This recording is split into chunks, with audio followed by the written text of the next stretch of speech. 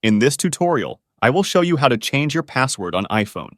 Whether you want to enhance your account security, prevent unauthorized access, or simply update your password, this tutorial will provide you with a step-by-step to change your iPhone password. Let's get started. Tap on the Settings app icon on your iPhone's home screen. Find and tap the Face ID and Passcode option.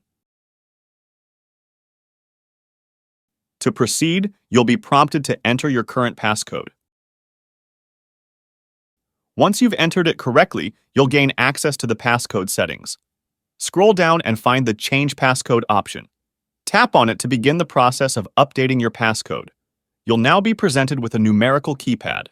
Enter again the old password. Then enter your new passcode twice. Once you've done so, your passcode will be successfully changed.